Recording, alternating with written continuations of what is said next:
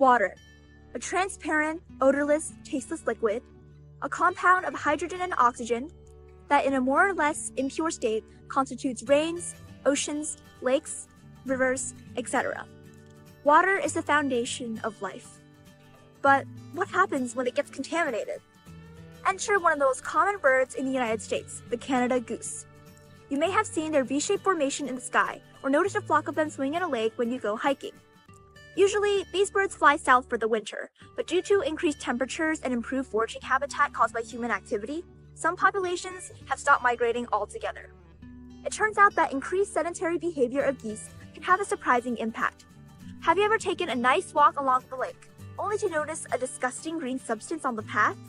That's Canada goose poop, which contains E. coli, a bacteria that actually normally lives in the intestines of animals.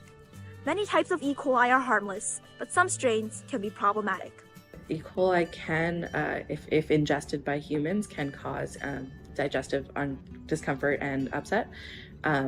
It can be very severe and end up with hospitalization and even organ failure and stuff like that. So the more geese there are, the more E. coli containing poop they produce, as according to National Geographic, a 50 goose flock can produce 2.5 tons of feces per year. Now, the primary effect of climate change is rising temperatures, which helps the atmosphere hold more moisture. According to NPR, this causes storms to become stronger and more frequent, which actually helps spread more E. coli into streams and lakes.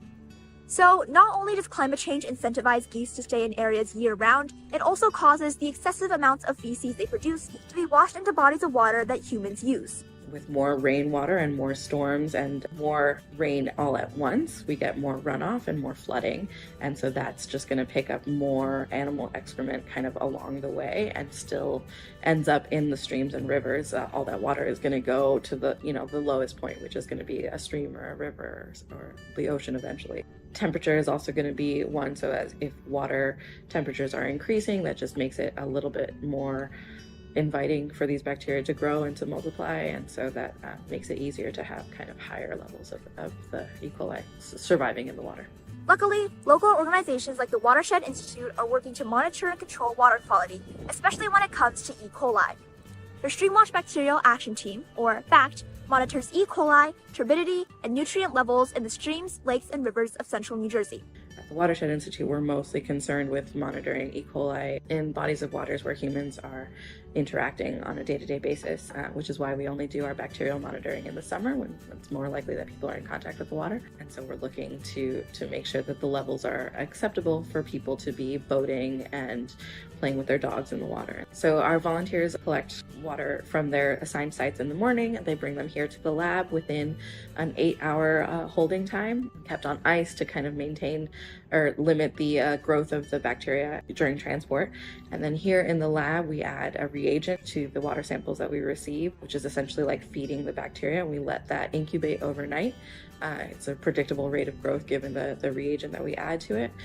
And then the following day, within 24 hours, we will count the number of positive cells within 100 cells. So we test for two things. We test for total fecal coliform, which turns the water to like a yellowish color. And so if we have cells that are yellow, then we count that as positive for total fecal coliform.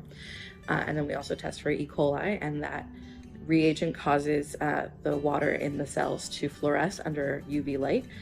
So we take those trays and we put them under a UV light, and then we count the number of positive wells within the tray to count the number of E. coli colonies within that 100 milliliters of water.